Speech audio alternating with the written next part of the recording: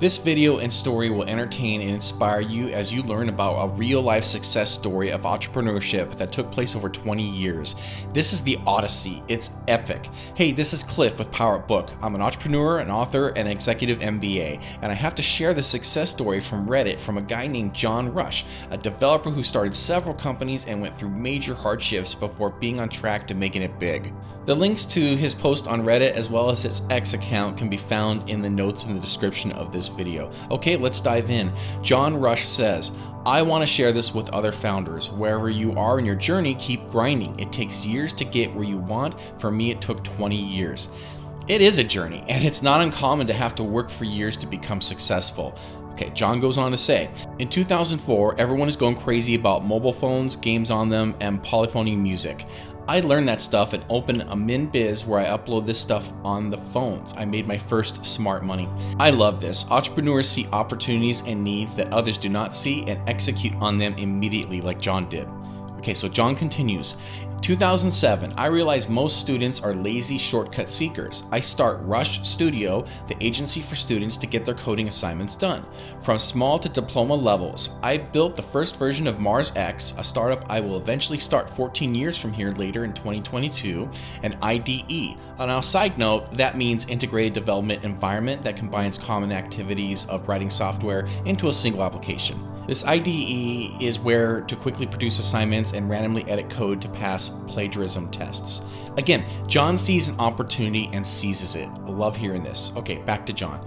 In 2008, Rush Studio has grown like crazy. In a year of over 2,000 clients, I've done the first 1,000 just myself, then hired other smart students to help. Here, I learned to do stuff that takes 2 months and only 2 hours.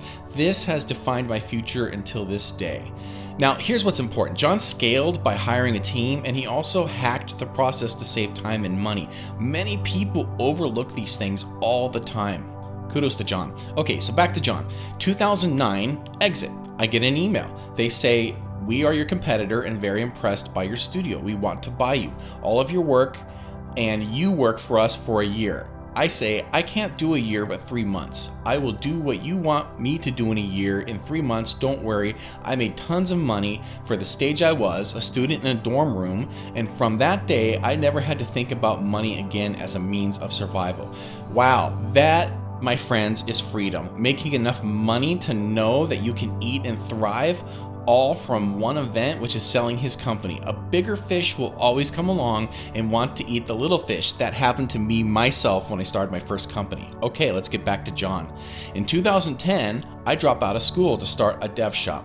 We're early into the game, the Norwegian startup scene is just being born, and my agency is building software for most Norwegian startups at this point. In 3 years of insanely hard work, I make millions in profits. The takeaway from here is that there is big money in helping companies. John ran what is called a vertical market of startup companies. Once you have success with one type of company, you can leverage that with others easily. If you're still with me listening at this point and watching this video, please take a moment to smash that subscribe button if you're interested in hearing great inspirational stories, learning about entrepreneurship and wealth in 2024.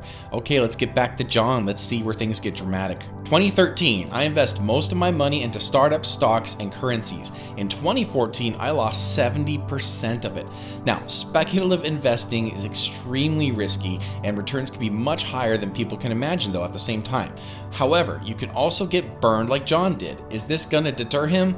Not one bit. Okay, back to John. 2014, I decided to join 4 startups I invested in as a CTO. I spent the next 5 years working on 4 jobs, doing at least 100 hours a week, working all the weekends, no vacations, no holidays. I just sleep and work. This is not surprising. It is why I hear stories about Elon Musk sleeping at the X headquarters. People believe that self-made multimillionaires and billionaires are just lazy and do nothing.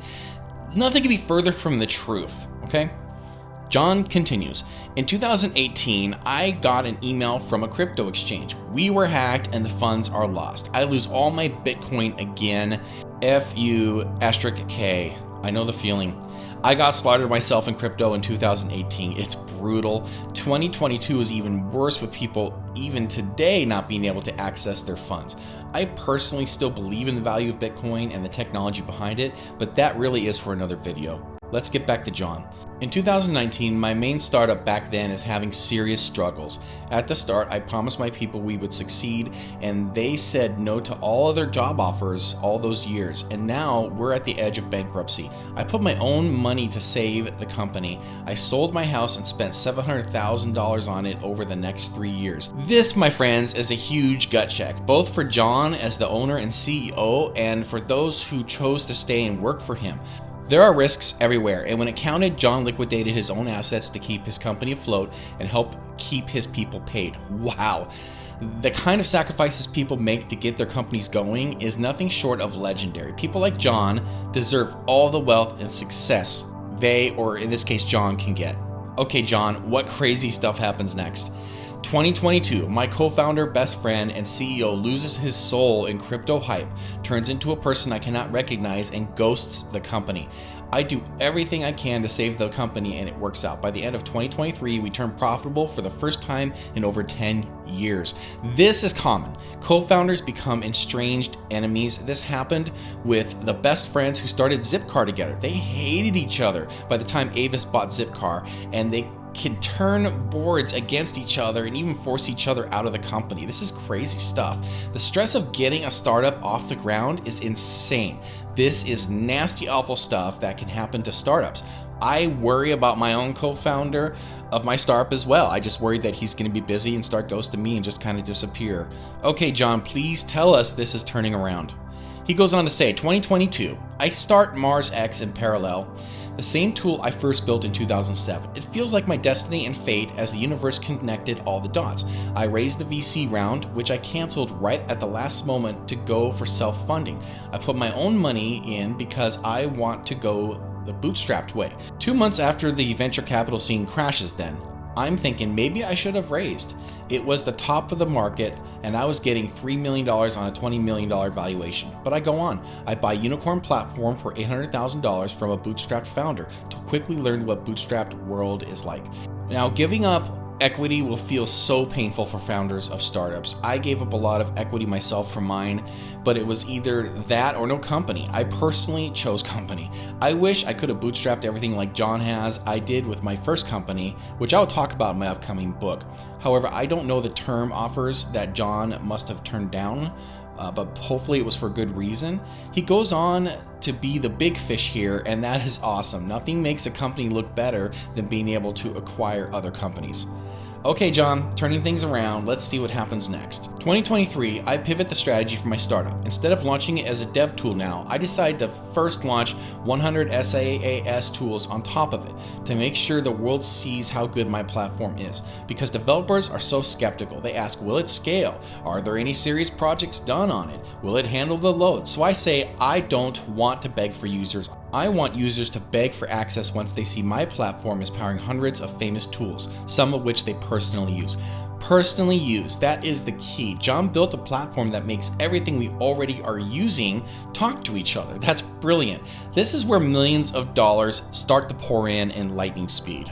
Let's do this, John. How does it end? John goes on to say, 2024, we start SaaS production on a scale in November. Every tool I launch gets traction immediately. I realize that I'm at the point now where I know so well what the other founders need that every tool I build for myself gets tons of love from the market.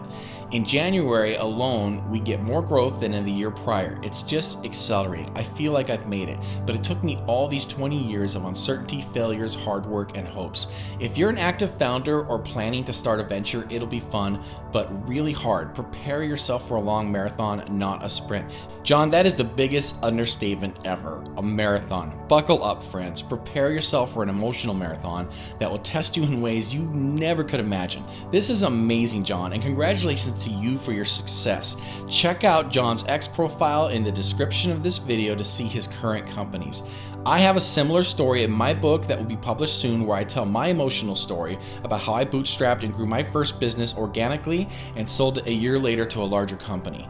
I'm offering free digital copies of my book to you, the viewers, who want to join my waitlist. Just see the link in my description. Thanks and keep powering up.